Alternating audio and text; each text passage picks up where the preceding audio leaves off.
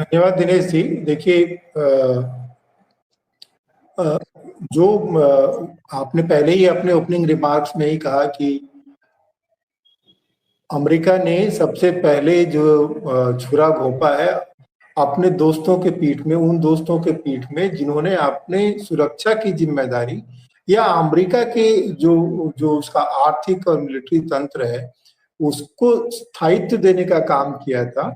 और बहुत बड़ा बाजार था, जापान हो गया या कोरिया का आपने नाम लिया, और आपने फिर ये साउथ ईस्ट एशिया पे जिसपे उनकी नजर है।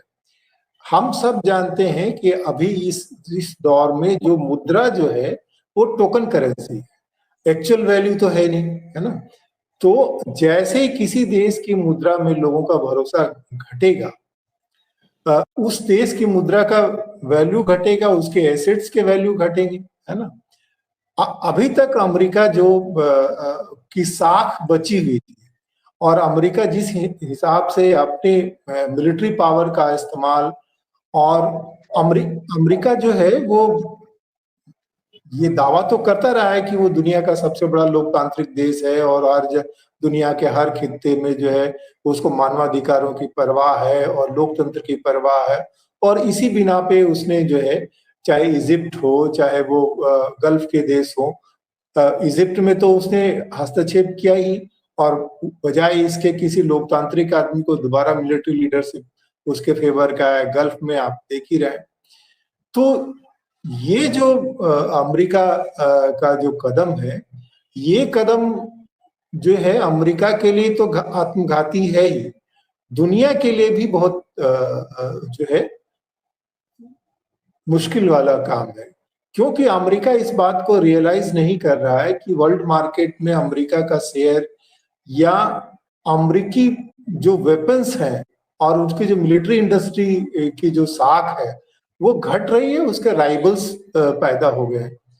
और एक ये भी मुझे लगता है कि पता नहीं ट्रंप साहब को कौन जो है सलाह देता है, और वो अपनी बात को कितना सोच समझ करके करते हैं।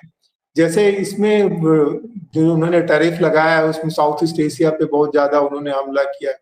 एक और देश जिसपे मुझे वो लगा कि वो है कजाकिस्तान। अब वो ऐसा कोशिश कर रहे हैं अब ये ट्रंप साहब कि उनके जो जो जहां उनका एरिया ऑफ इन्फ्लुएंस है उसमें वो चाइना को खुद ही जगह दे रहे हैं। जिस हिसाब से वो साउथ ईस्ट एशिया के देशों को अलग कर रहे हैं, तो उसमें निश्चित तौर पर जो है चाइना की गोद में उसको दे रहे हैं।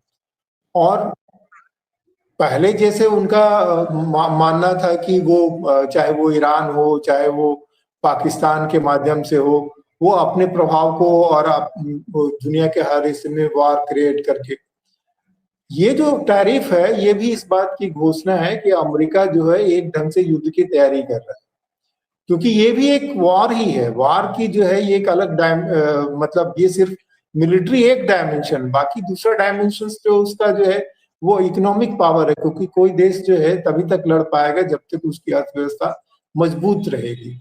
और जिस हिसाब से अमेरिका की क्रेडिबिलिटी घट रही है, तो हेनरी किसिंजर साहब ने जो पहले कह दिया था कि भाई जो है to be a friend of America is fatal, तो ये जो है वो ट्रंप साहब जो है सच करके मानेंगे।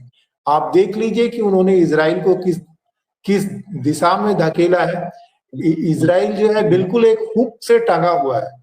एक तो छोटा सा देश है, उसकी अर्थव्यवस्था उसकी मिलिट्री इसको पूरी तरह से वो करके रखा है। और जापान और कोरिया पे अमेरिका का हमला जो है वो उसके लिए इसलिए आत्मघाती है कि जापान और कोरिया ये दो देश जो टेक्नोलॉजिकली साउंड देश है और इकोनॉमी उनके पास में है।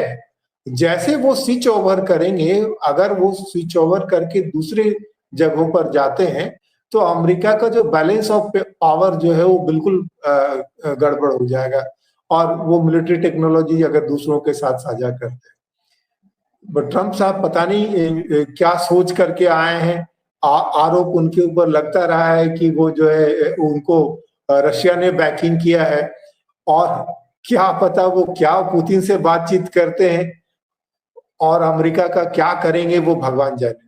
पर ये जो टैरिफ वॉर जो है, इंडिया को बहुत संभल के चलने की जरूरत है। वो इसलिए संभल के चलने की जरूरत है कि जब अमेरिका अपने आप को अनरिलायबल पार्टनर घोषित कर चुका है कि जो सिर्फ और सिर्फ अपने हितों को देखता है, और हम देख चुके हैं, आप पहले भी देखिए इंडिया और चाइना के बीच में जो विवाद है उसकी पृष्ठभूमि में आप यूएस का रोल आप देखेंगे कि कैसे 1959 से लेकर 1962 तक की पृष्ठभूमि में देखेंगे कि निकिता क्रुश्चेव अमेरिका जाने वाले थे, और 59 से लेकर के 61 तक चाइना जो था वो भारत से बहुत इस आशा में था कि भारत के साथ उसके बाउंड्री जो चीजें सेटल हो जाएंगी, और उसके लिए वो बहुत कोशिश भी कर रहा था।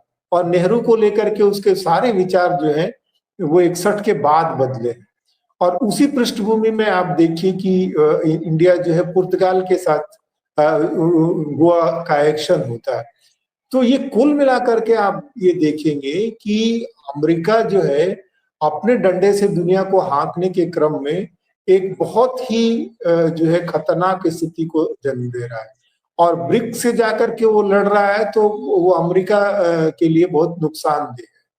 क्योंकि जैसे डॉलर के ऊपर भरोसा, आपने कह दिया कि चाइना जो है वो जापान ट्रेजरी बॉन्ड्स डंप कर रहा है, तो ये अमेरिका के लिए अच्छे संकेत नहीं, हमारे लिए जो है बहुत संभल के चलने का